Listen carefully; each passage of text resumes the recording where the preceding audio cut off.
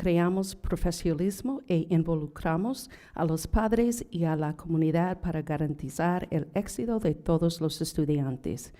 Todos los estudiantes se gradúan con las habilidades, capacidades y confianza necesaria para tener éxito en un mundo en cambio rápido. Thank you. Item 5D is our land acknowledgement. The Palm Springs Unified School District acknowledges the Cahuilla as the original stewards of the land on which the Palm Springs Unified School District facilities sit now. We are grateful to have the opportunity to work with the indigenous people in this space. We pay our respect to the Cahuilla people, past, present, and emerging, who have been here since time immemorial.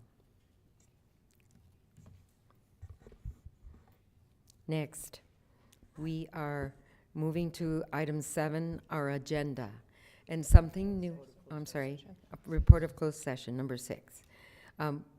Board Clerk Cornett, are there any closed session items to report? There are no closed session items to report. Thank you. We look at number 7 in approving our agenda. And tonight we're making history. And if we look at our student board members here on our days, we are so excited because tonight we include them in our vote. It is called a preferential vote, and this is new, adopted Assembly Bill 261. And it was that student members were not able to vote, but now they are able to participate in a vote, cast a vote, and it is not part of the vote tally, the final vote tally. But our students do get to have that voice and say aye or nay. And this is really the first time we're doing this tonight. So this is really wonderful that everyone's here. So with that, we'll continue with the approval of agenda. We're pulling items 16M, 17F, 17H, 17I, and 17K. These items will be brought before or forward for approval at a later date. So, could I have a motion to approve the agenda with the proposed amendments? Move for approval. Second. Okay. All in favor? Aye. Aye. Aye. Aye. Thank you.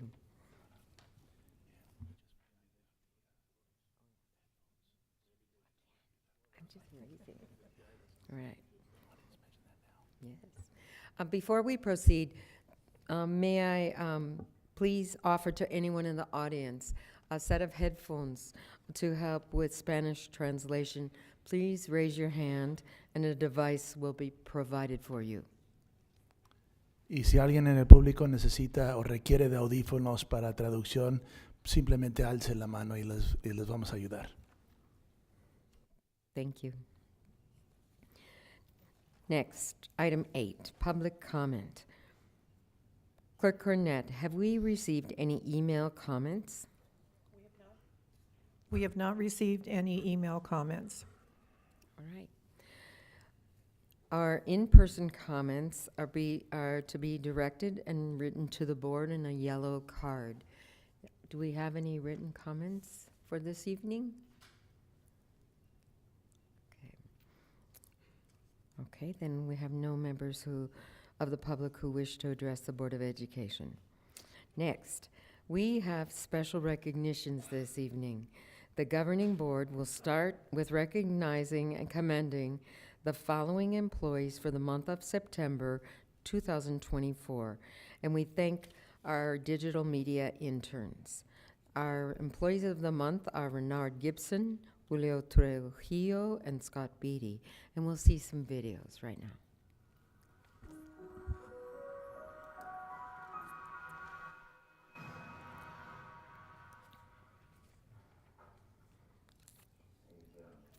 Very forthcoming, does a good job, is always here, very dependable during hours, after hours, on any electrical safety issues. I nominated Scott Beatty, he's an electrician here at M&O, and I nominated Scott because of his record of safety. He cares about working safely. He's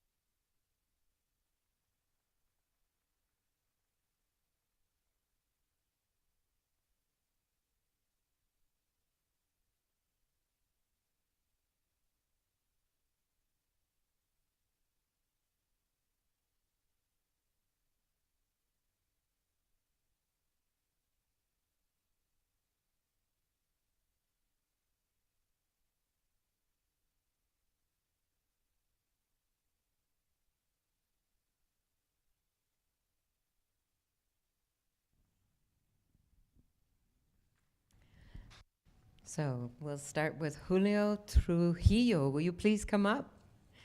Let's give Julio a hand.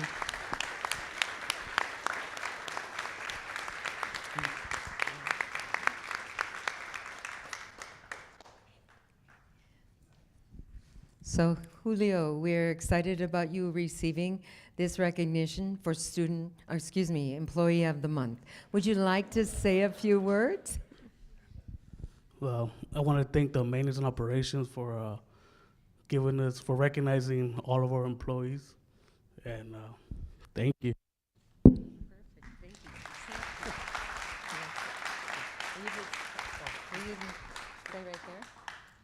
Okay, come on over.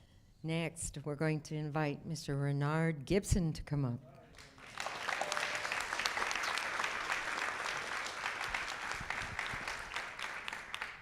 Congratulations, Renard, for being classified Employee of the Month, September 2024. Would you like to say a few words to our audience? Yes. I will. Okay, he's ready. I just like to thank everybody. I come to work every day, and when I come, I give it my all, and I'm gonna continue to do that. You guys have a great day.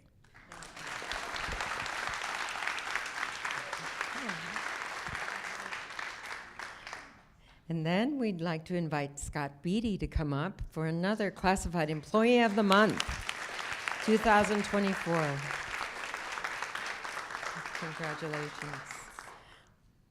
We're excited to honor you, and is there anything you'd like to say to members of the audience? Just like to say thank you, like Trujillo said, to maintenance. All the guys, everybody over there deserves something. They all work all year long through the heat, through the cold, through the weather, and they all do what they do. We don't not complain, but we get it done. So that's it. Thank you, and Curtis and all the guys that I work with. Good Thank you. job. Thank you. Thank you.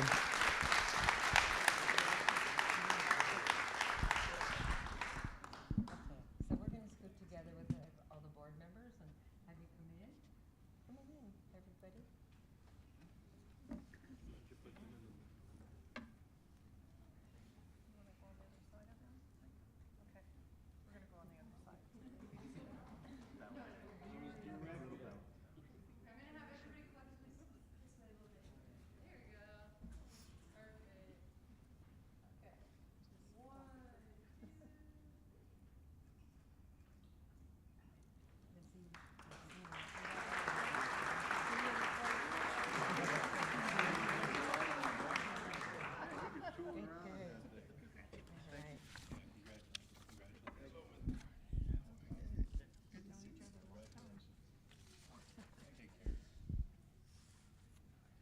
So next, we would like to honor Maxwell Johnson from Rancho Mirage High School. Is Maxwell here? Yes, come on up, Maxwell.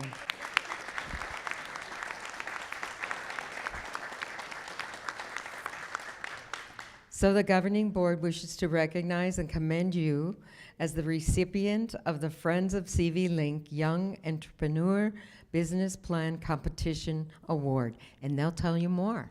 Here you go. Go ahead, tell us more about it. Sure, I'll do this. How's everybody doing? I'm Jerry Alcor. Nice to meet you all. So Maxwell was one of our blessed students to be able to come in to my shop, Alcorn Adaptive Bike and Mobility Shop. Sorry, I'm a walking paraplegic, so I'm all over the place. Trying to stand up is crazy. I'll hold you up. I see you too, girl. So we had a vision as Friends of CV Link to bring in a competition to the local school districts for what can we do to bring to the students to have a business plan written up so that we can have some kind of future for the link for these kids. Maxwell took it upon himself to create a wonderful business plan for people with different abilities and trying to get them out there, get them active, get on the CV Link. Wrote a wonderful plan, submitted it to the board with a few other kids as well, and he was picked. We were truly lucky to have such a wonderful student in Palm Springs Unified School District. You know, it shows the kind of teachers, the kind of education we have out here, and just want to say thank you. Friends of CV Link, we were able to provide this for him, and just thank you for the opportunity to help with this. So thank you, Maxwell. Great job, my man, and keep it up. Seriously. Maxwell, I would just like to thank the CV Link for the opportunity to win such an amazing award. Well, good job. Want everyone together? Let's get everyone together.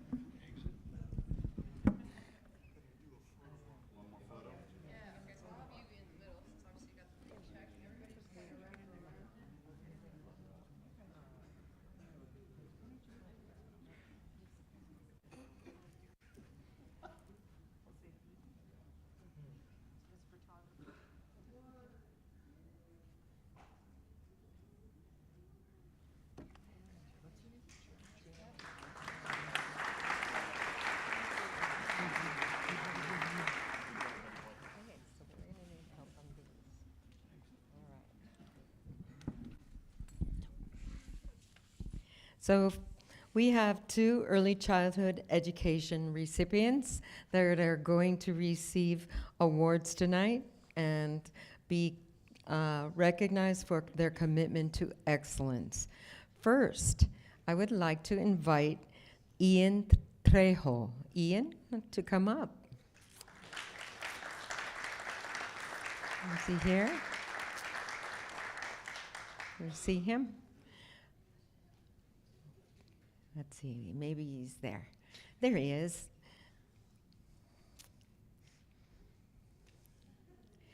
Ian. Ian Trejo. Oh, where is he? Here comes Mr. Trejo. First, we'll start with parent Angel Trejo, early childhood parent. Would you please give him a round of applause? And then you put that on.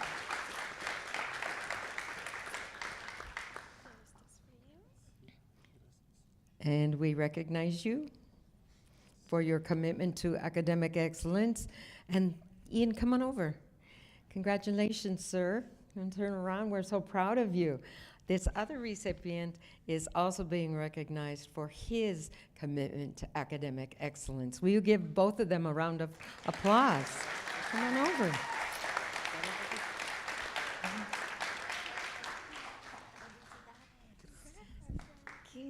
Qué bueno. Mano. Okay.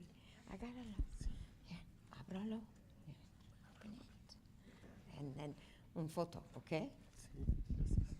Oh boy. This is Angel, is that? Yes, Angel. You, eres Angel? And Ian? Para ti. Okay, los dos.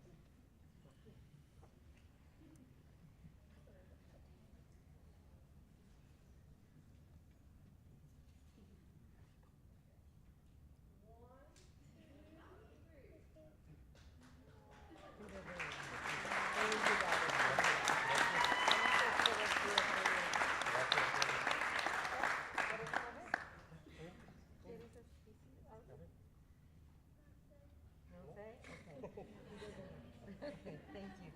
¿Quieres decir algo? ¿En español? ¿Está bien? Está bien. Okay. Thank you both. Congratulations. Perfect. All right, thank you.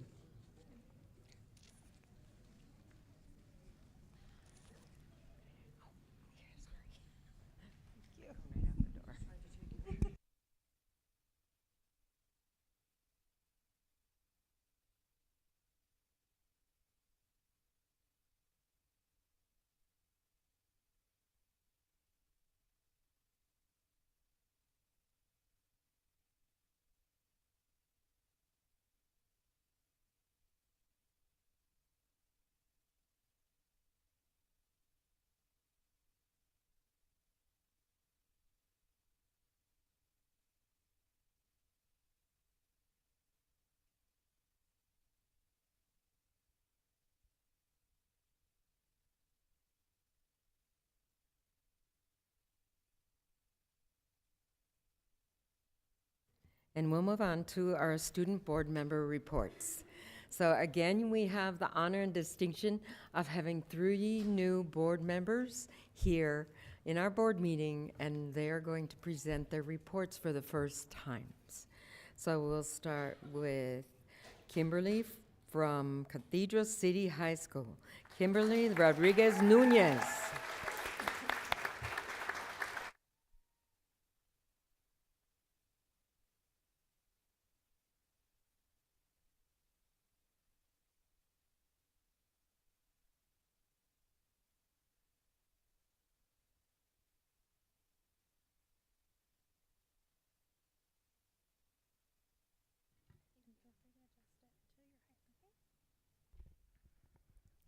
Hello, my name is Kimberly Rodriguez, and this is my September report for Cathedral City High School.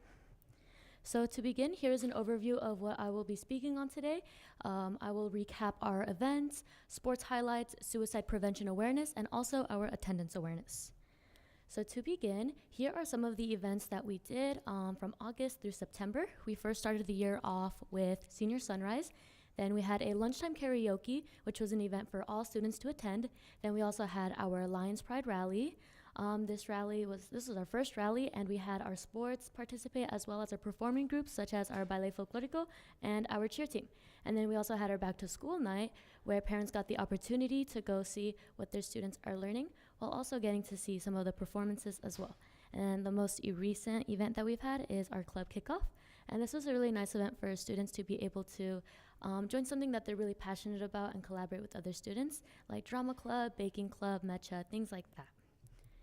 Now, moving on to sports. Here are some sports that are in season. We have our girls JV and varsity volleyball, our boys water polo, boys JV and varsity football, cross country, and girls JV and varsity tennis. This isn't all, but these are the majority of our sports in season. And now we're moving on to our suicide prevention awareness at Cathedral City High School.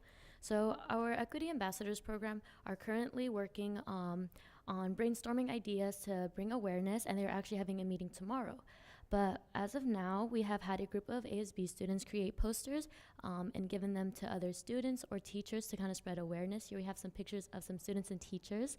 And then we also had a lot of these stickers that kind of have the hotlines and a bunch of information that we were asked to put on our Chromebooks so that students always had all of this information available to them anytime. Also now moving to attendance. CCHS has had an overall attendance rate of 91%, and over 50 students last year had perfect attendance. We really want to continue this high attendance rate, so we're hosting a campaign regarding the importance of attendance. And next slide will be a video of interviews I did to bring more awareness.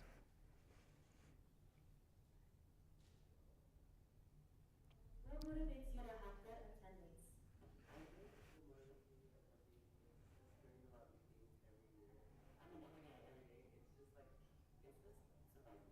It helps me have better understanding and guarantees my future success. What motivates me to have good attendance are my parents because they put in a lot of effort into the education I have today. Seeing my friends every day. Perfect attendance since kindergarten, and not like breaking, just read, being in extracurricular activities. Why do you think it's important that students have good attendance? The only concept for students have good attendance because so when I miss school, because they have 6 classes, they miss one day, that's 6 periods that they catch up on, which is 6 hours of stuff in addition to what they already have to do that day when they come back. So you want to not miss them. Plus it also affects if they're in extracurriculars or sports. It's more work to pile on. Students having good attendance is important because they need to be in the classroom the entire time so they don't miss out on learning the subject. They need to learn routine, they need to learn how showing up on time for different things is important for work, for their personal life. For me, I think it's important because I think the students need to be here and not miss any instructional time. For me, whenever I'm getting behind, I just feel left out, and it's really hard to struggle and catch up.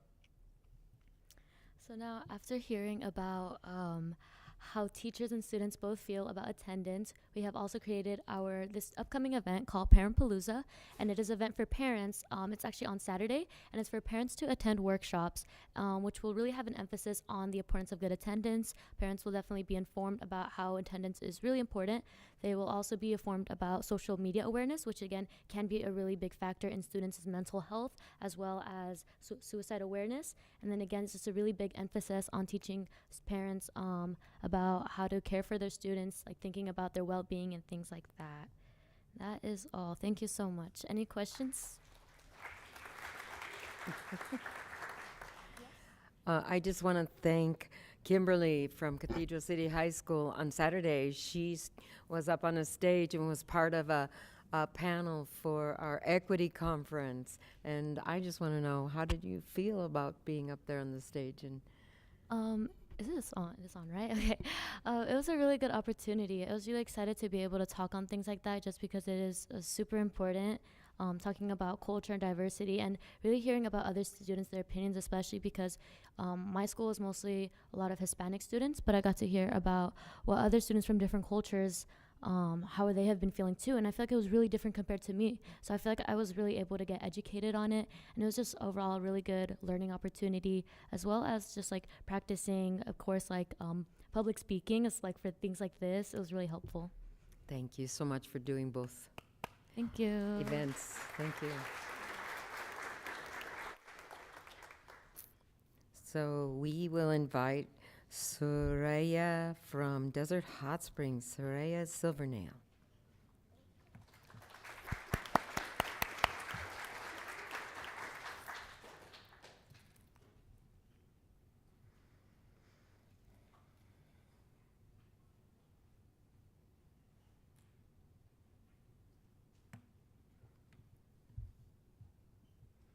Good evening, everyone.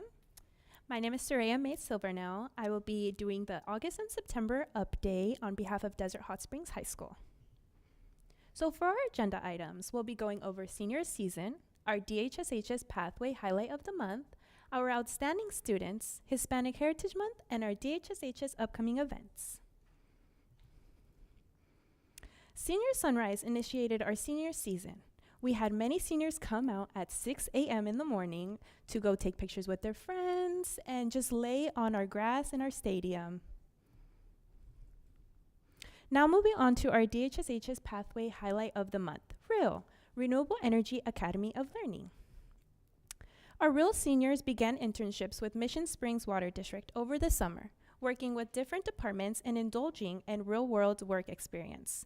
In addition to this, 12 of our students were interviewed at Mission Springs Water District for a 5-person panel made of managers, and 4 of our real students were selected in this position. Now moving on to our outstanding student, our Visual and Performing Arts Student of the Month. We recognize Caleb Alanis for his outstanding presence in the concert choir. He is dedicated, and this summer he participated in the PSUSD All-District Honor Choir. Now, we are moving into our Hispanic Heritage Month. As we enter our Hispanic Heritage Month, we will be starting with our Hispanic Heritage football game this Friday. We will be highlighting our Ballet Folclórico group as they perform during halftime, along with our Spanish club, Si Se Puede, and Latinx club. Starting September 16th, we will be giving recognition to all of our DHSHS Hispanic staff members on campus and acknowledging them on social media and around campus. Now for upcoming events. Our Happily Ever After Homecoming Dance on October 5th, along with our spectacular homecoming game and halftime show with our Disney character theme floats. We are very excited for this magical evening. Thank you. Is there any questions? Do you have any questions? Thank you. Great job. Thank you. Thank you.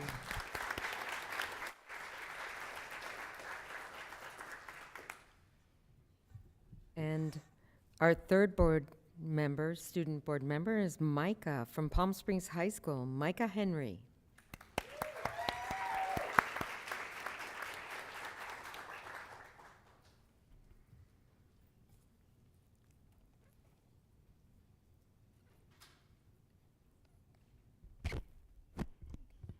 Hello, I'm Micah, and this is Palm Springs' September report. So this year is our WASC year, therefore I will be presenting our reports due to our criteria from the WASC this year.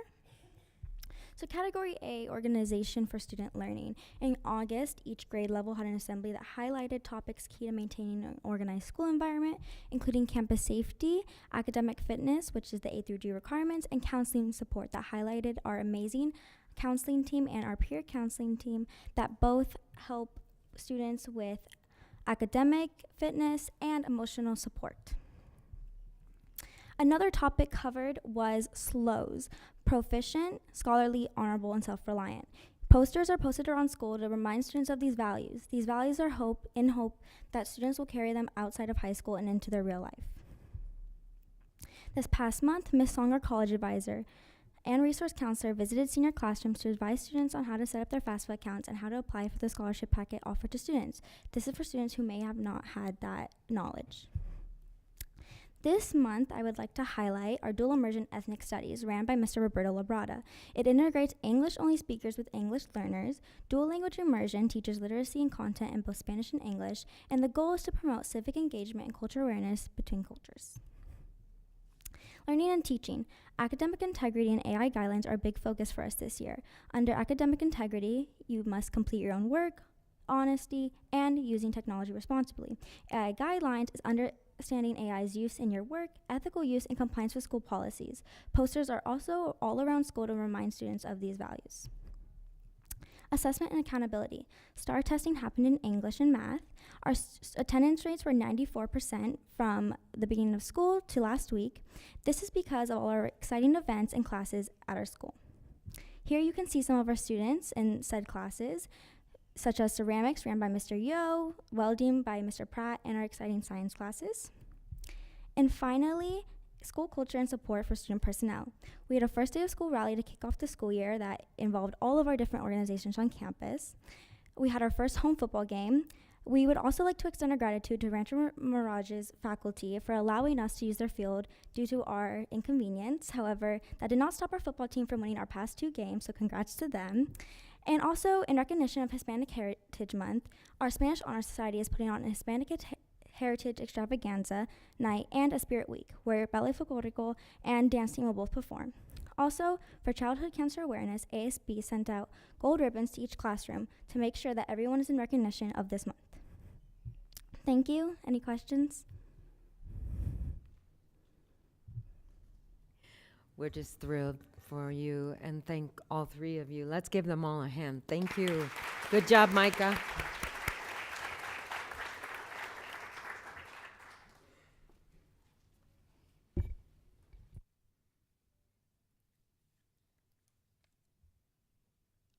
On our agenda, item 11 is our presentation from Educational Services, and this will be introduced by Dr. Kovacs. I'm so pleased this evening to introduce 3 members of our special education team. They will be presenting information around a various topics this evening. We have our director, Jody Curtis, assistant director, Cynthia Blumberg, and our coordinator, Noel Gutierrez.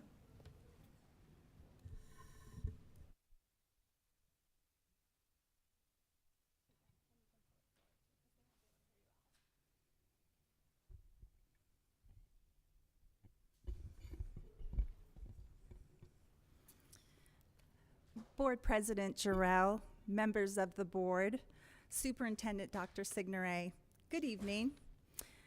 Today, we are so excited to share with you some of our key areas that we've been working on in the special education department. My name is Jody Curtis, as had mentioned by Dr. Kovacs, and I have a few of my key team members here to help review some of our items we've been working on within the department. So for our agenda items, I just want to give you a quick review of what we'll be discussing tonight.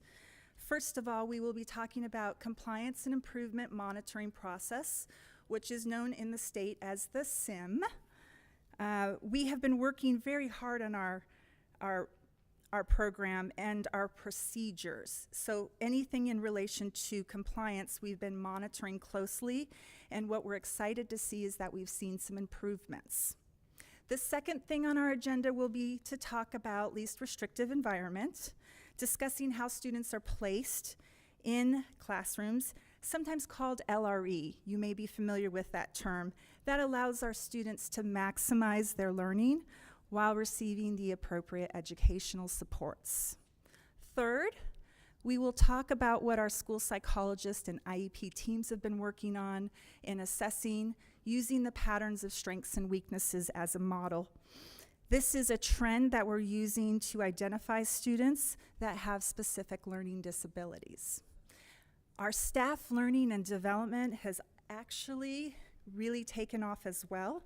We want to provide you an update of what we've been doing with our certificated and classified staff, and also share a few of our special ed events that are upcoming. So to look at our first thing that I had mentioned is the SIM. That is the acronym for Compliance and Improvement Monitoring Process through the California Department of Education. Over the last 2 years, we were tasked with figuring out with our data where we were at and what our priorities were going to be for our department as well as our overall district. What was exciting for us is as we reviewed our plan, and we had to do a little bit of a revision last year, we were excited that we were acknowledged by CDE and also our SELPA to do additional presentations on what we were doing in PSUSD. Our goals overall, when we're looking at it, is to really be inclusive in our practices. That aligns with our mission of the district for equity. It ensures our students are spending more time in that LRE. We want to create and implement also a transition process that we have been piloting at 2 of our middle schools. This also has led to more opportunities for a least restrictive environment. We've also created and implemented an IEP review process which will help us review IEPs for compliance and to really look at their educational benefit. So from here, I'm going to turn this over to our Assistant Director, Cynthia Blumberg, to talk about our progress. So our SIM progress has included the department creating transition manuals for students transitioning from TK, pre-K to 5, 5th to 6th grade, kids going from 8th to 9th, and then our 12th grade students going to our adult transition program, which is our moderate to severe students, 18 to 22. We have delivered targeted professional development sessions to case managers to ensure effective implementation of these transition manuals. We've developed the quality assurance review process, which is known as our QAR, which includes detailed rubrics and forms for evaluating program effectiveness. We have provided training to case managers and service providers on the quality assurance review process to support continuous improvement. And we have conducted professional development on Goalbook, focusing on leveraging baselines, defined present levels, and creating meaningful goals for our students. And we have piloted our quality assurance review process with randomly selected groups, gathering data, revising the process based on our evidence and feedback. Our next steps are to fully roll out our quality assurance review process and conduct regular feedback meetings with case managers to ensure continuous improvement. We're going to provide ongoing professional development sessions focused on educational benefit over the next 3 years and equip case managers with tools to maximize the educational outcomes for students.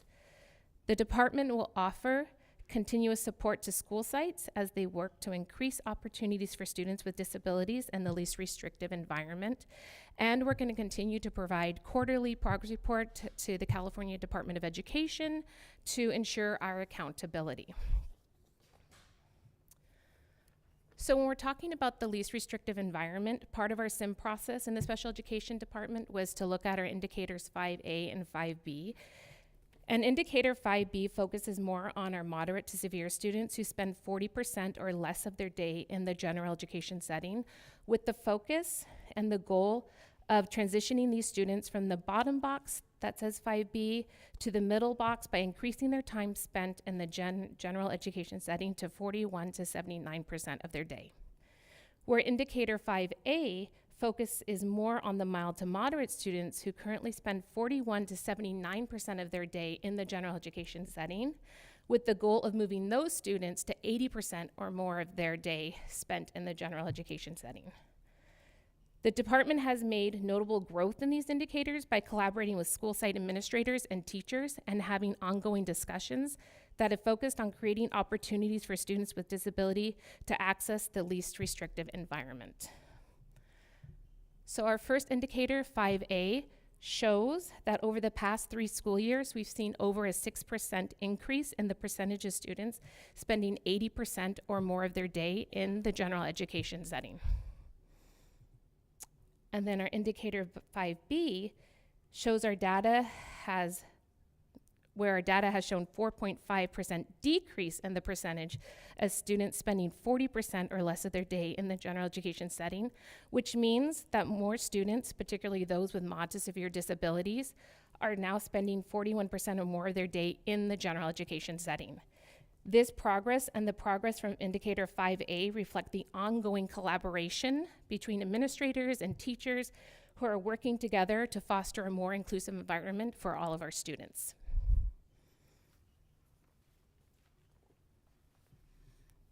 So the great news is our data is moving in the right direction when it needs to go up or down. We are moving, although we're not quite at where the state wants us to be.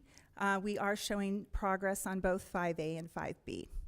So now I'm going to take us to another agenda item, the patterns of strengths and weaknesses, so that we can share a little bit about what is going on with that. We are fully implementing this model at all of our school sites. Our school psychologists have been trained to utilize the patterns of strengths and weaknesses when doing a comprehensive assessment to look at specific learning disabilities in students. It involves a thorough analysis of a student's cognitive and academic strengths and weaknesses. By doing so, we are able to determine if there is a learning disability present. What sets this approach apart is that it has a focus on understanding the unique profile of each learner, rather than a one-size-fits-all approach. This patterns of strengths and weaknesses approach allows us to have more accurate identification of learning disabilities, but it also allows us to identify them at an earlier age for early intervention.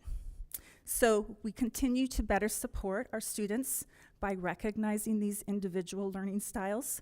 We also hope that we can get appropriate interventions in place as soon as possible.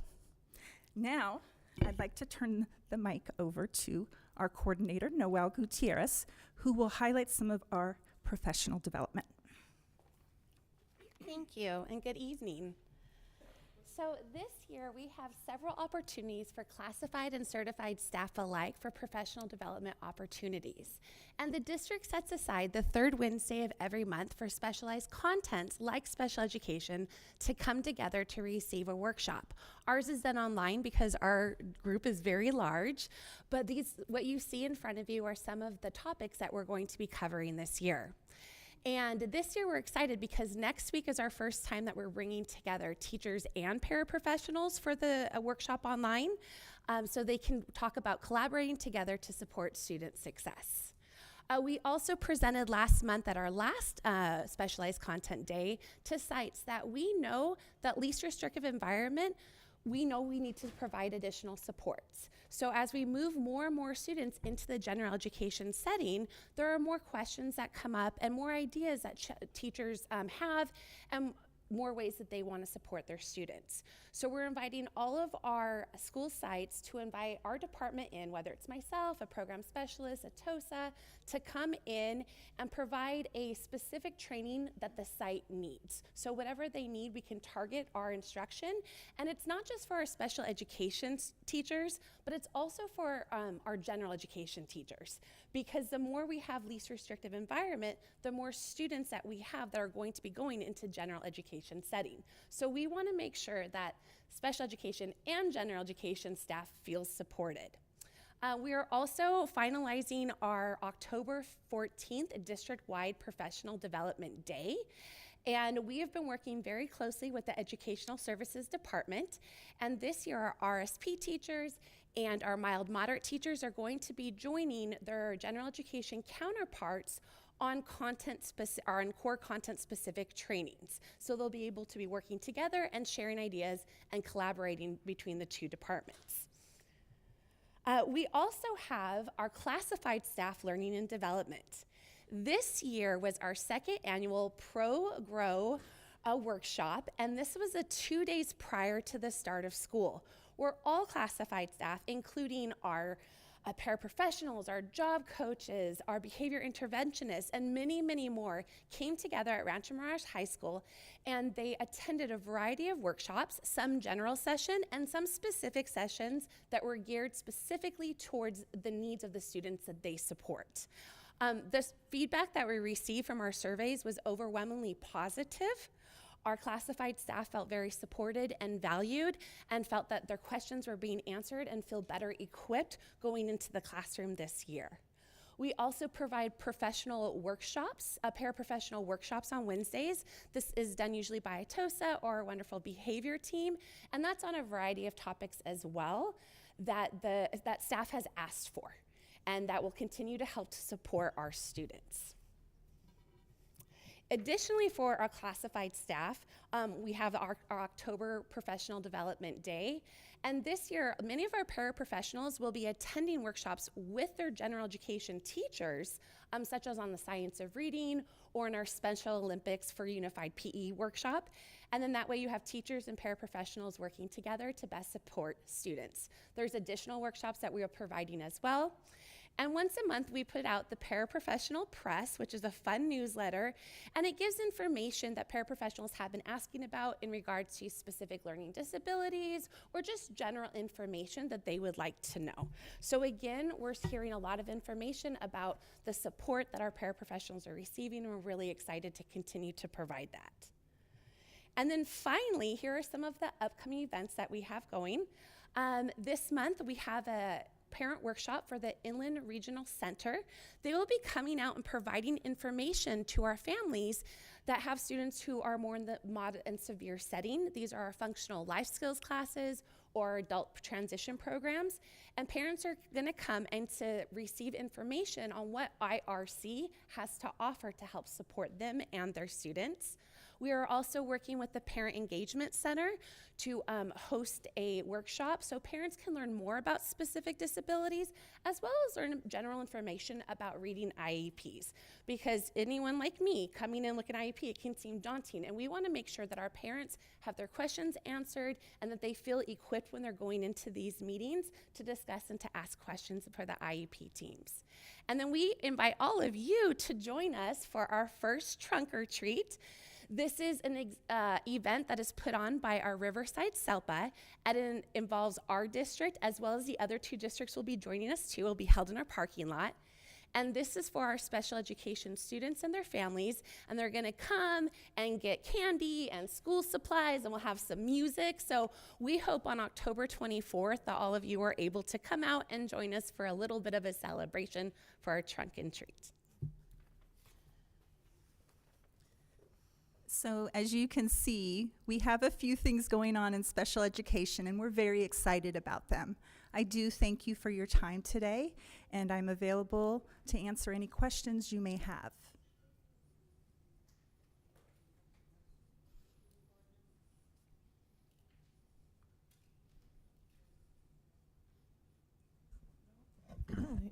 Thank you for a very comprehensive report.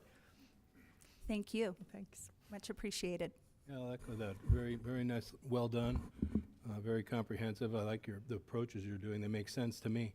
I do have one question, though, and maybe I missed it. I really like the collaboration between the general education teachers and the special education teachers. It makes a world of sense to me. And then I heard about classified staffing, getting some development opportunities in this. And I heard specifically like paraprofessionals. I guess my question is, what about others that are on the campus community, like security, food service, custodial? Because it seems to me everybody should have some training and development on how to support these students. That's a great question. And one example is we've opened up the communication and the lines of working collaboratively with each school site. And one example is we've been focusing on working with physical education teachers that are general education, and what to do with some students that may have more unique needs. And it's been very successful, so we open that up. We have worked with many administrators just about scheduling staff meeting time. We can make it specific towards their needs. Thank you, Jody. Thank you. One last question. As we see trends towards the end of the year and see people leaving our district, we see many teachers that are from special education. And I think about the new teachers that arrive to us. Are we doing differentiated professional development for them? I know they have mentors and they have people that are assigned to them, but the training and the guidance is really critical. What is it you do to support new teachers? So what we do with our new teachers is we do have an induction program for special education teachers to be paired and mentored. They also have regular meetings where they can go through things that are more technical, specifically for special ed teachers, such as the IEP. We also are looking at any other way we can support that, and really what that is building positive relationships and connecting with the campus. So we've had a lot of success, and we want to keep it going. That's great, because we want to keep them and we want to help I do guide too. them. And those first 3 years are really critical. And I thank you for all this great information. Thank you. Any final comments? Thank you again.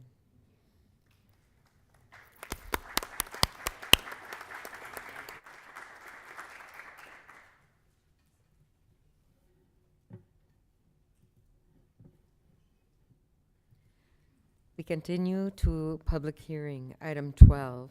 Item 12A is the board now opens the public hearing of textbooks and instructional materials compliance for the fiscal year 2024-25.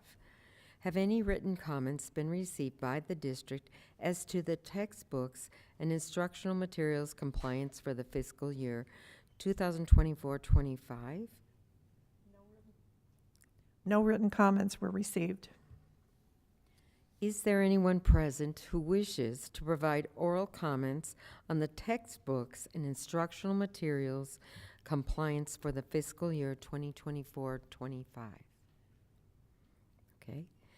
So later in the agenda, the board will consider approving the textbook and instructional materials compliance for the fiscal year 2024-25.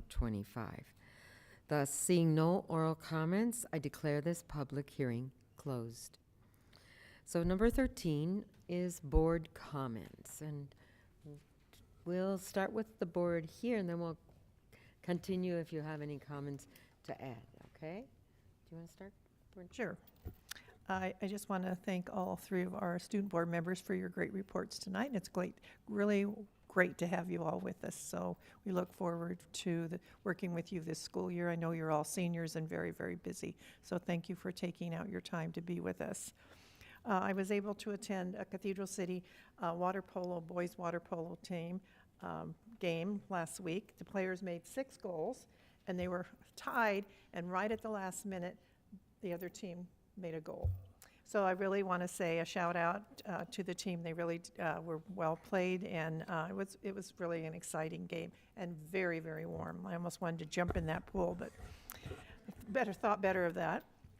I was also able to attend our diversity and racial equity conference last Saturday, which was really wonderful.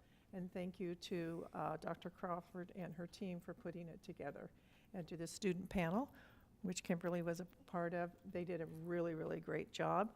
Last night I was able to attend the African American Parent Advisory Council's first meeting.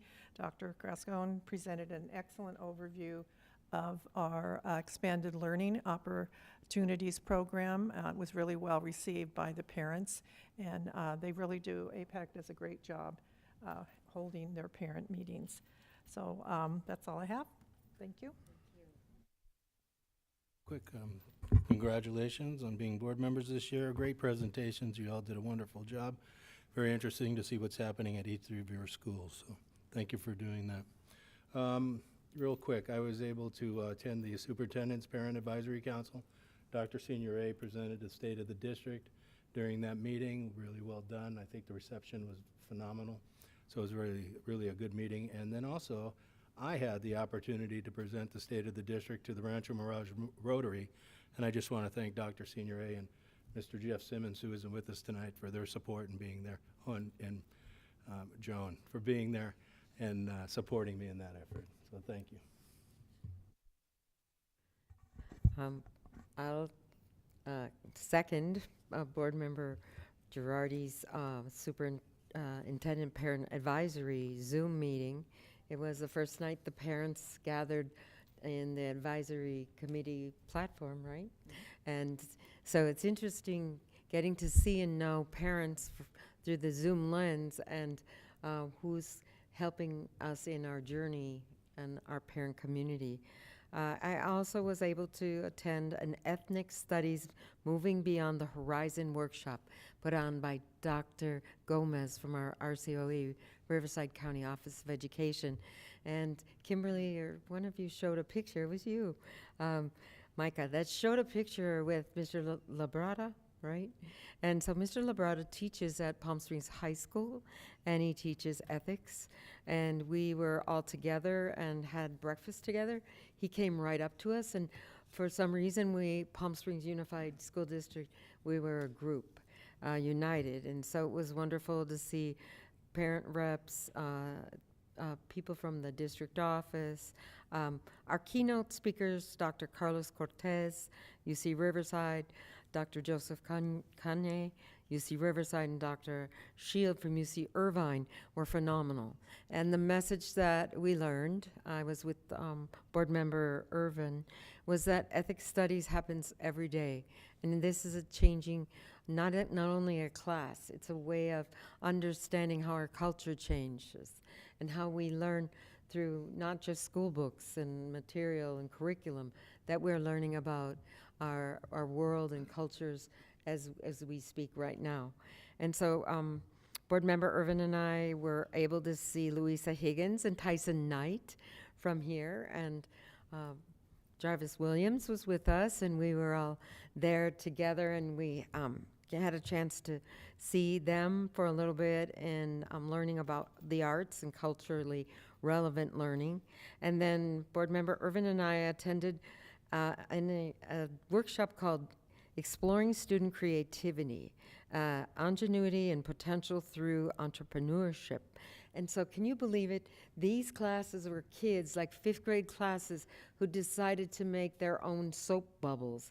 And they created a business, and they created e-commerce, and they had a website, and they started distributing their own products out through their classrooms. And I think this 5th grade class made $50,000 their first year.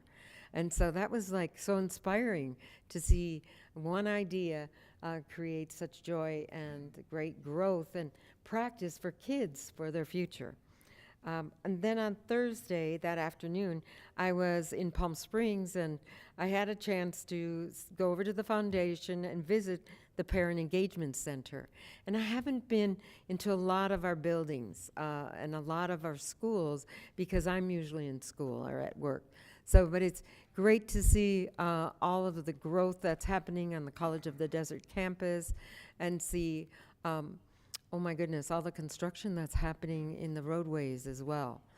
So that was really great to get an idea of how things are changing over there in that part of the desert. On September 7th, this past Saturday, with our board members and Board Member Cornett, we attended the Equity Conference. This was Palm Springs Unified School District Equity Conference. There is another conference coming up put on by the county, but this equity conference was really special in that anyone who wanted to attend, all they had to do was register.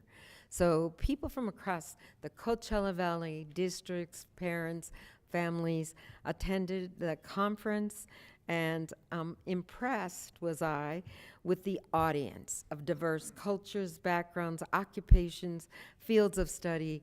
We met student teachers from UC Riverside, and they decided to come to the conference to see what they could learn. We appreciate the volunteers. It was a paperless conference. The QR codes were there for people to use to find out more information, and volunteers were there to help with guiding people through the conference.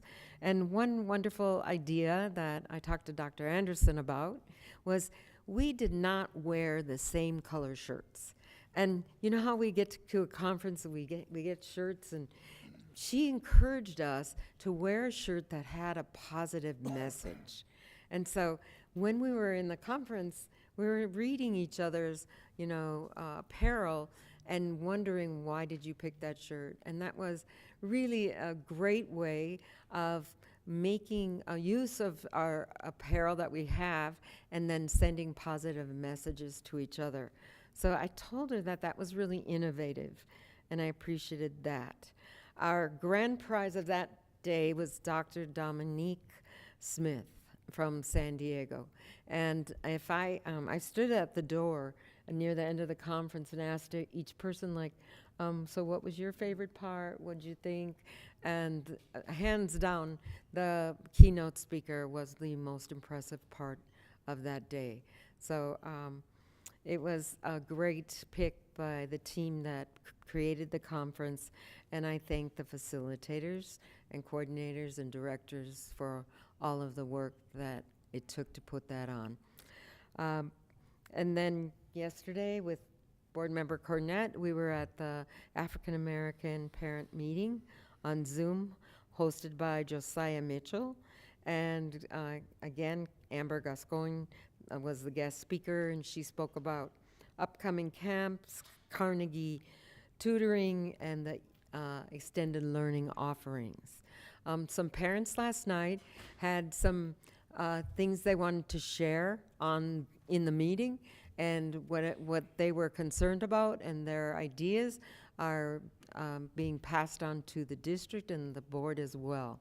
So I want to tell you the power of the parent meetings is really important, and that we are invited as guests, and really we're listening in to see how we can better help support students and parents. So thank you again. And that's all for me. And now will be our superintendent comments. Oh, I'm sorry, we're going to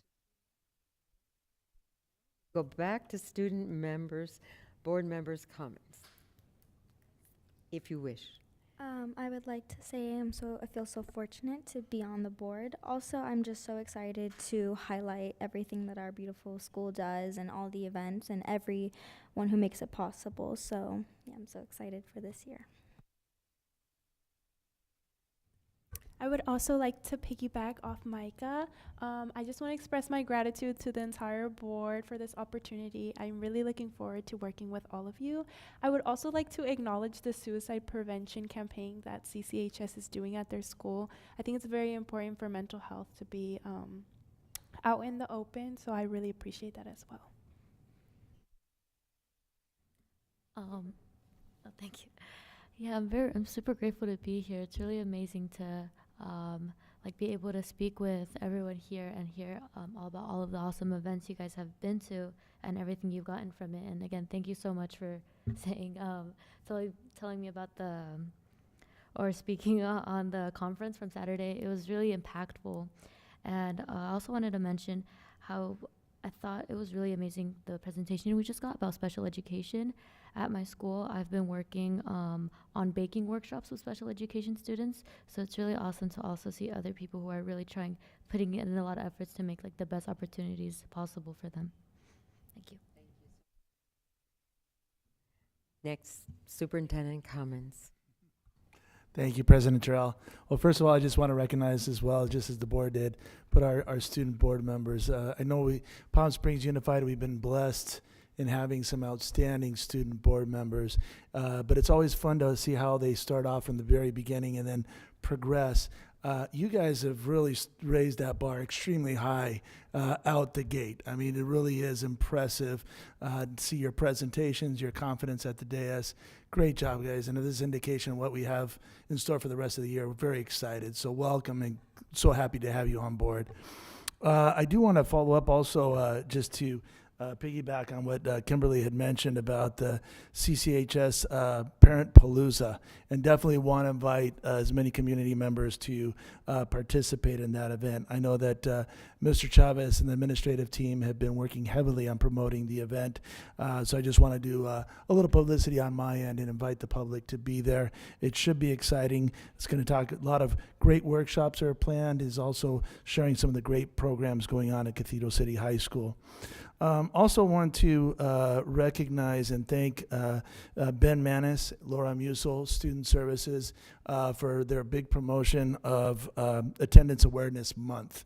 I know one of the presentations talked about student attendance, but this is Student Attendance Awareness Month. Bottom line, be at school every day. That's the message. So please, we'll be saying that over and over throughout the year. Also want to thank Dr. Crawford for the Outstanding Equity Conference. I don't think anything else needs to be said other than it was absolutely outstanding. And Dr. Kovach, I know, had a lot behind the scenes influence in that as well. So thank you and your entire team for that outstanding conference. On the fun side, I do want to invite everybody to watch. I'm going to be careful how I say this. September 28th, Saturday, is the Buddha Bowling kickball game.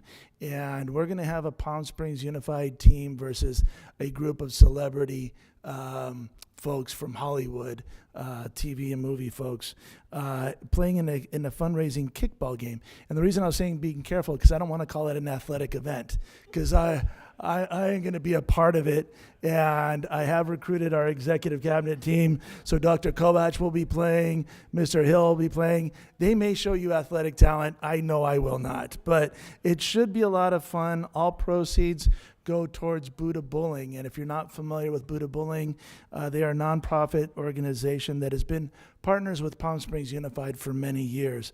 Bottom line, their goal is to eradicate bullying from all aspects of our schools and our community. So we're very excited to partner with them on this very fun afternoon. And it'll be right here at the fields at Palm Springs High School. I also want to publicly recognize Eliazar Gonzalez and the entire Eliazar General Engineering, better known as EGE team. They did a spectacular, spectacular job on filling the sinkhole at the stadium at Palm Springs High School. When that sinkhole first came about, and I think everybody may have seen this in through the media and through some announcements, we had serious concerns about the ability to be able to host football games the rest of the season and what that would entail. But thanks to Eliazar, they are local. His engineering team came out here. I happened to be at Palm Springs High School last week, visiting the campus, and they were doing the final touches. Got to meet Mr. Gonzalez, and I just can't say enough our gratitude and the outstanding work that they did, as well as recognition to Mr. Simmons and Greg Shoemaker in maintenance and operations. So thank you to Mr. Gonzalez. On behalf of Palm Springs Unified, we want to thank you so much for your work. And last but not least, I just wanted to highlight, we just started our first TLC visits this last Thursday. Our TLC visits are with our educational services team led by Dr. Kovach. We have Dr. Killian, Mr. Arnold, Ms. Whiteman, and and we tour campuses with the principals. And really what our goal is to look at some of the school site initiatives, district goals, and go through classrooms. And we wrapped up secondary visits today. Just in the few days that we've done it, approximately, we have visited 65 classrooms since last Thursday. I just cannot say enough about the outstanding work of our school sites, our teachers, and the outstanding work of our students. We saw wonderful engagement, wonderful participation, great effort on everybody's behalf. So just keep it up. We're excited because next week we start off with elementary, and we're looking forward to those visits. So thank you. That concludes my report.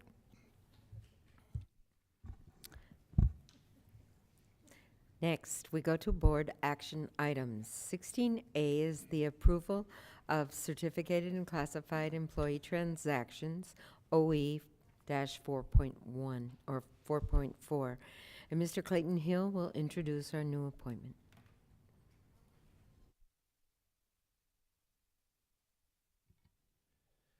Okay, good evening, Board President Jarrell, esteemed board members. It's my pleasure to make a recommendation for Mr. Shane Faust for the principal of Bubbling Wells Elementary School. Mr. Faust, join me up here.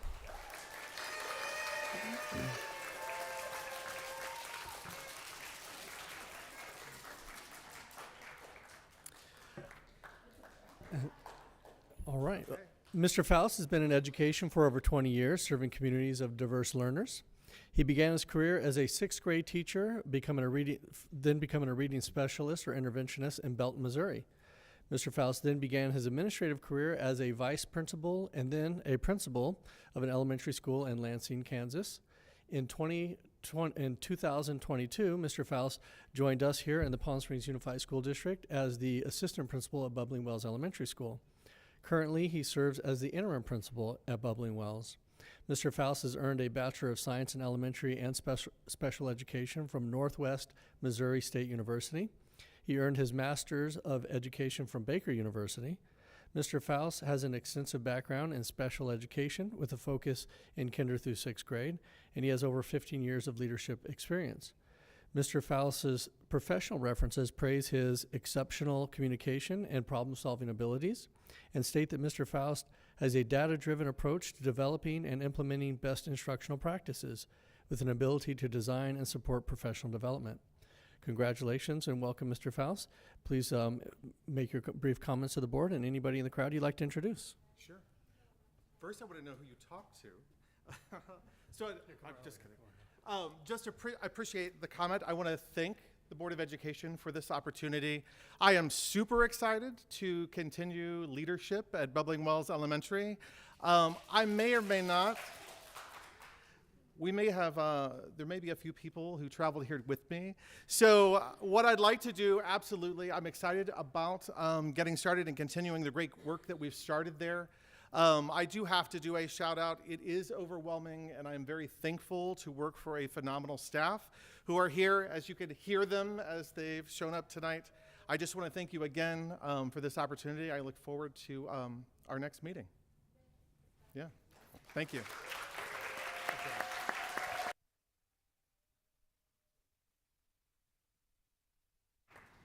So can I get a motion to approve the following employment agreement?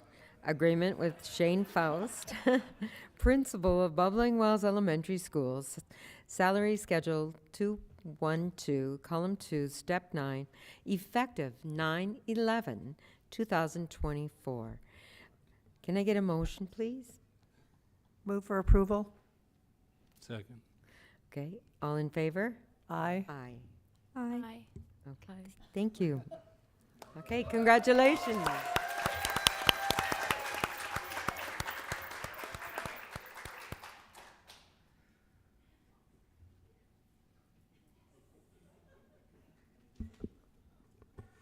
If you'd like to celebrate in the lobby, you're welcome to. But you can stay here. You're welcome to. Congratulations.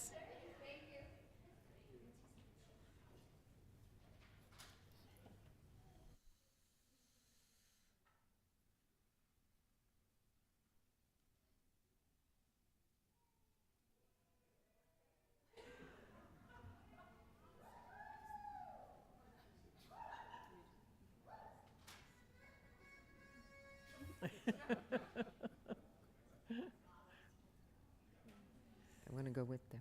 That's fun. Yes. Okay.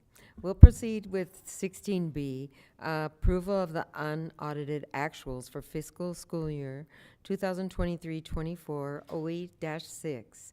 And we'll have a new speaker tonight. And Yes, thank you, President Terrell. As board is aware, due to some family circumstances, Mr. Simmons is unfortunately cannot be here tonight, but we're glad to introduce our Director of Fiscal Services, Mr. Tony Carrillo, who will be doing the presentation. So, Mr. Carrillo? Thank you. Thank you.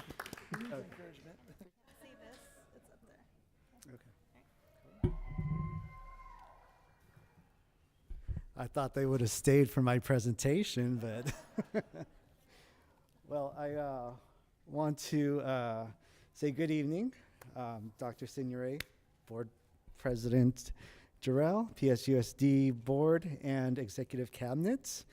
I want to thank you for the opportunity to provide this brief overview of our unaudited actuals.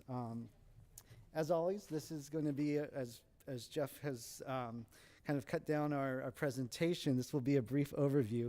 However, we do have our SACS report with all the detail behind our unaudited actuals that's attached as a PDF to your agenda item. I really want to take this opportunity to thank my staff in fiscal services. They put in a lot of hours and to close our books and a lot of teamwork. I am so proud of them. I saw my staff working between different areas of my operation to get these books closed. And it was a challenge, which I'll mention a little bit later on in the presentation.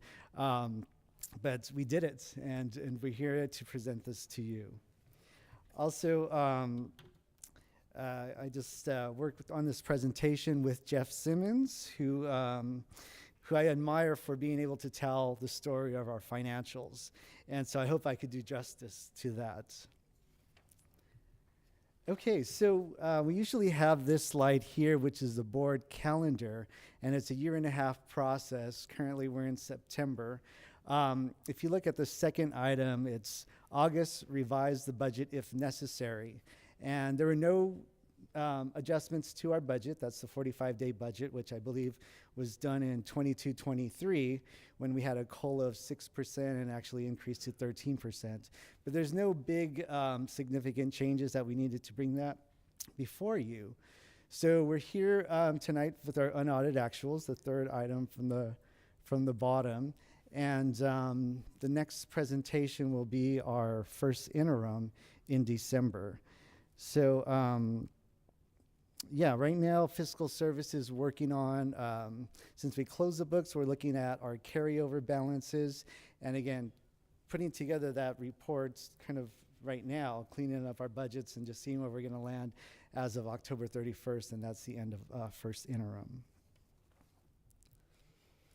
Okay, so this slide here shows our general fund expenditures. The first little box there is our unrestricted general fund. I just wanted to show our the 87% of our unrestricted general fund goes to personnel. Certificated, classified management benefits all go into that big portion of our pie chart.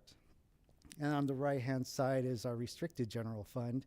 And as you see, the personnel is a lot smaller, 58%, and that's because of we use our restricted funds, in this particular case for ESSER funds, which we use for capital expenditures. And so that's why our orange portion, the capital outlay, is so much bigger and eats up so much more of that pie. Here is our combined general fund expenditures. And when we look at unrestricted and restricted, 75% of our cost is personnel. And of that, 42% makes up certificated, 17% is classified, 6% is management, and 34% is benefits. And that 75% represents about $350 million. Okay, components of the fund balance. So there's sometimes a misconception when the public talks about the reserves of the district. They're probably referring to the entire fund balance. But there's actually several components to the fund balance.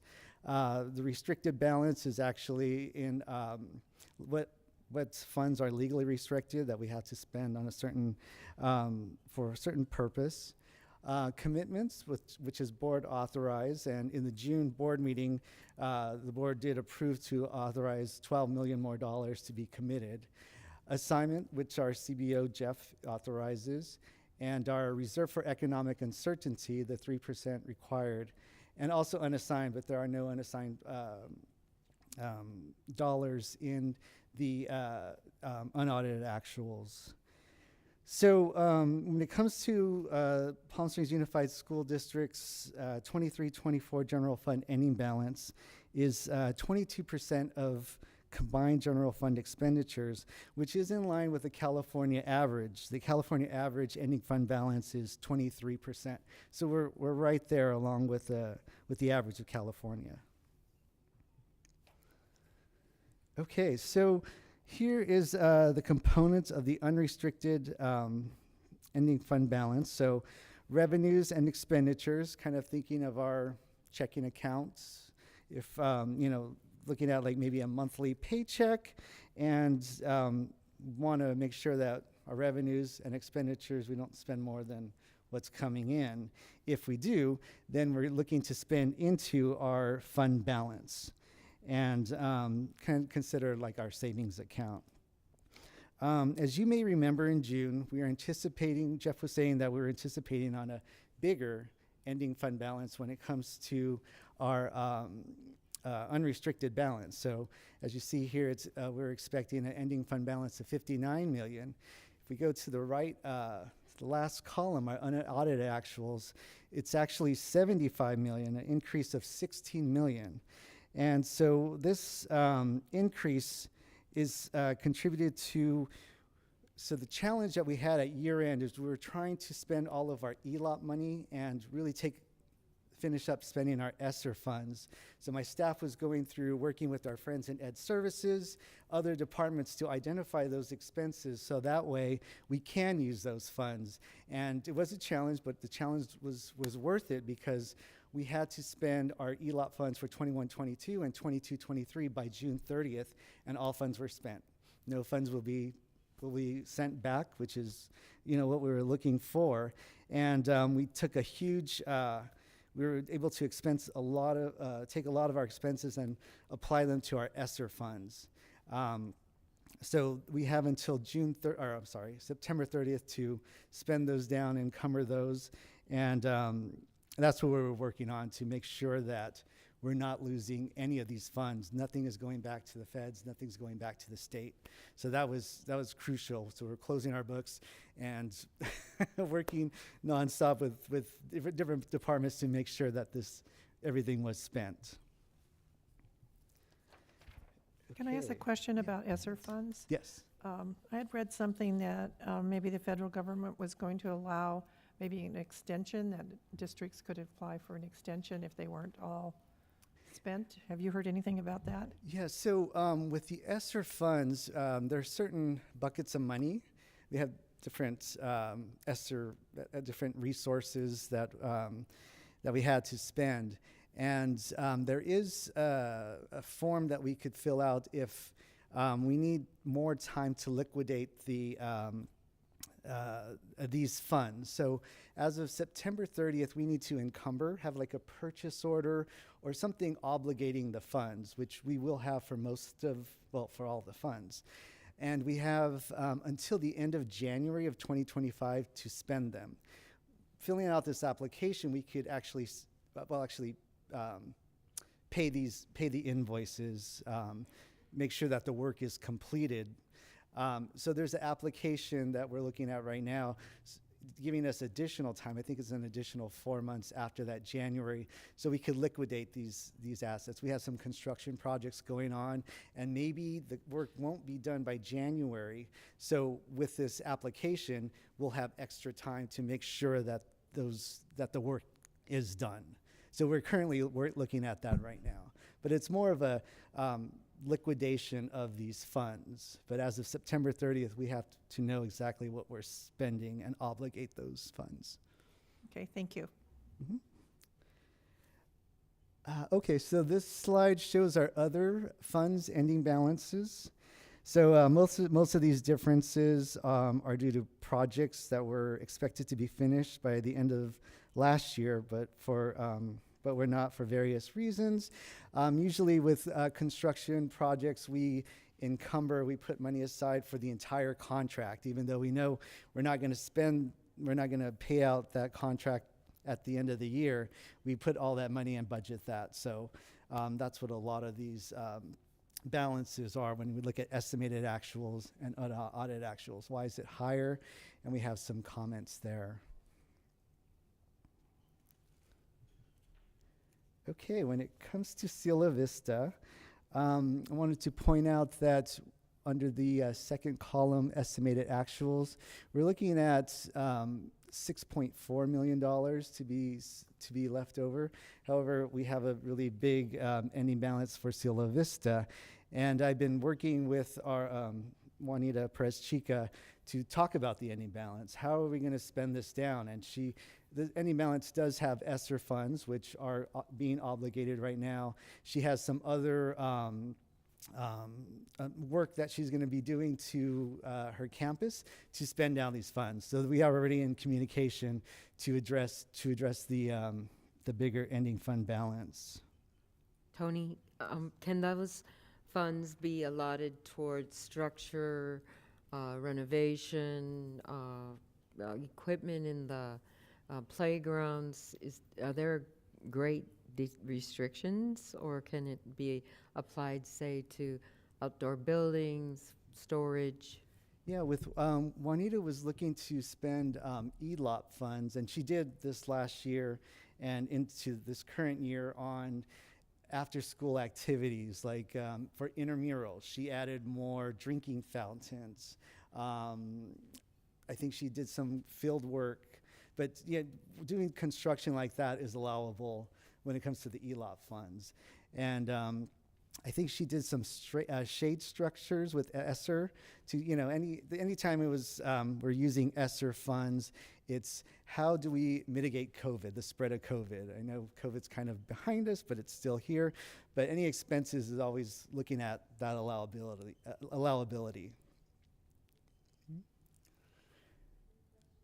Oh, yeah. Okay. Okay, so good news, bad news.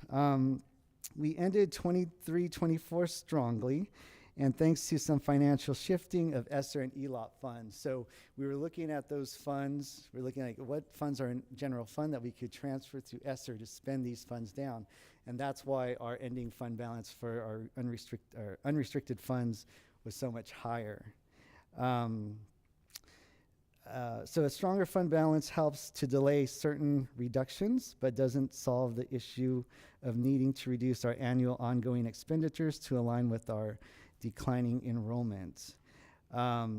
So in 24-25, we did see a drop in enrollment in what we were anticipating our enrollment to be this year, and of more than 250 students below projection, which was used to create the budget. So we have begun to increase since that point. As of August 29th, our projection for the year for enrollment was 19,380, and as of August 30th, it was 19,222. So an increase there. We are short by 158, but comparing that to 250, it's doing better. But that is something that we have to take into consider when we're looking at our first interim that we'll be presenting to you. I wanted to turn it over to Dr. Signoret if you wanted to say a few things here. Thank you, Mr. Carrillo. So I just would like to point out for the board as well for all the public listening in this evening is that, so although there is some good news to the unaudited actuals, as Mr. Carrillo pointed out, the ongoing expenditures, the declining enrollment will still obligate us to look at budget reductions for the following school year. So to help us get there through that process, Dr. Pfeffer is going to be putting together a timeline. Actually, he already has a timeline put together of a process to solicit input. And the process is going to include input from all our educational partners. And the focus is going to be asking for their input on priorities that we want to maintain as we consider our budget reductions.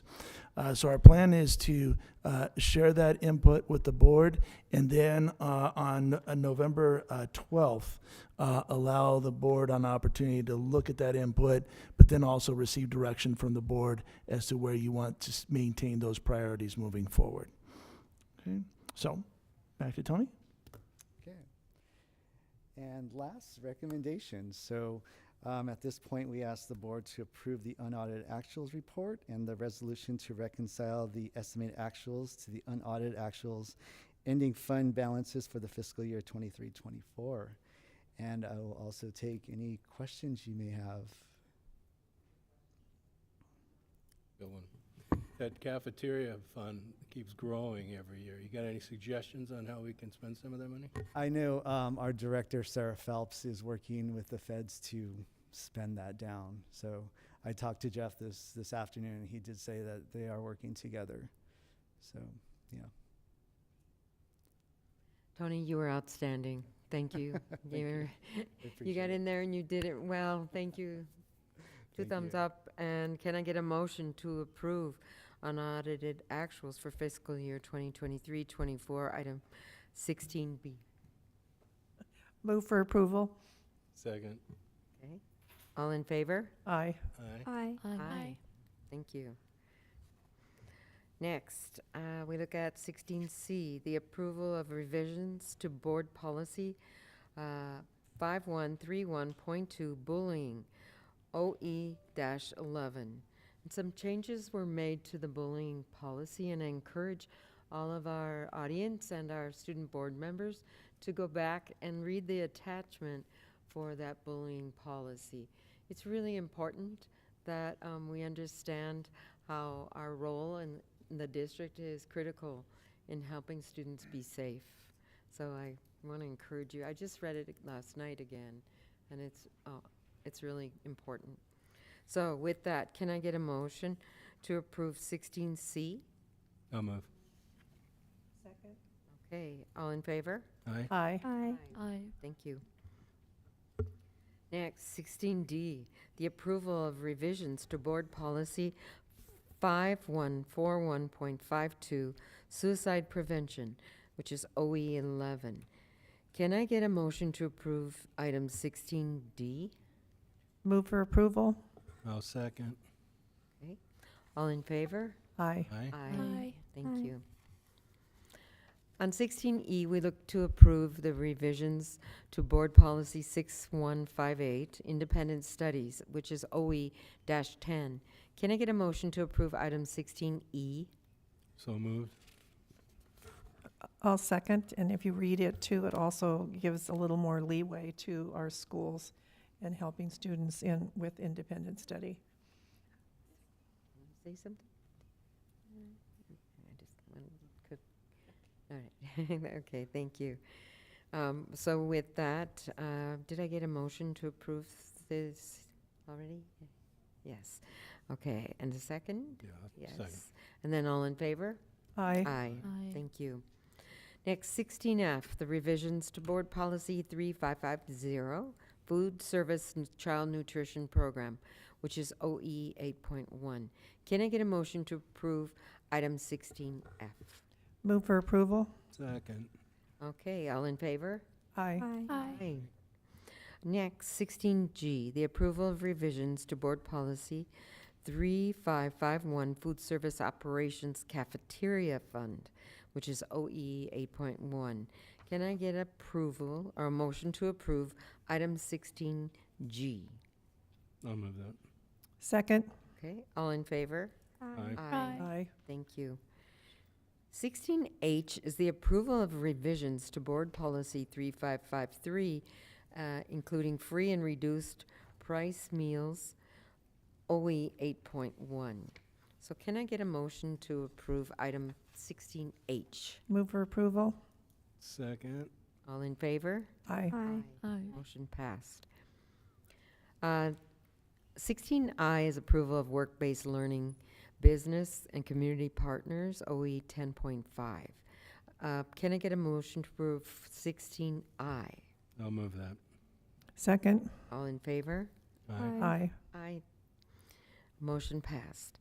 Next is the adoption of Resolution 2024-25-07, adoption of appropriations due to the reconciliation of estimated actuals to the unaudited actuals ending fund balances for fiscal year 2023-24 OE-6. Can I get a motion to approve 16J? Move for approval. Second. All in favor? Aye. Aye. Aye. Thank you. Next, 16K is the adoption of our GAN limit, which is OE-6. Can I get a motion to approve item 16K? So moved. Second. Okay, all in favor? Aye. Aye. Did you want any explanation about the GAN limit, or is it okay to go on? Okay. 16L is the adoption of Resolution 2024-25-09, public textbooks and instructional materials compliance for the fiscal year 2024-25, OE-10. Can I get a motion to approve 16L? So moved. Second. All in favor? Aye. Aye. Next, we'll look down for this part of our agenda to approve in one vote 17A through 17L. Okay? So I'll just quickly go over the points, and then we'll move to approve all of these in one vote, and we'll ask if anyone would like any extra discussion on any of these. So 17A, the approval of gifts and acceptance of gifts. 17B, the approval of purchase order report. 17C, the approval of agreements under $10,000. 17D, the approval of agreements $10,000 or more. 17E, the approval of memorandum of understanding, MOU. 17J, the approval to file notice of completion with Desert Elite Electric Construction for CUP CCAA bid number 232408, a drinking fountain project at Cielo Vista Charter, agreement number C0004957, which is OE 12.14. And with that, last would be the approval of a revised job description for supervisor payroll. So with these consent items, we're looking to approve all of them in one vote. And are there any comments or questions from any of the board, or No. none at this time? Okay, so with that, can I get a motion to approve items 17A, 17E, and superintendent consent items 17G, J, and L? Move for approval. Second. Okay, all in favor? Aye. Aye. Thank Board you. President Jarrell, I just want to just note that we're approving consent items A through E, Oh, A through E. and then again, consent items 17J, Okay. G, and L. Okay. So want to go back and do this? I think we're okay, but think just we're wanted fine. to confirm that. Okay, thank you.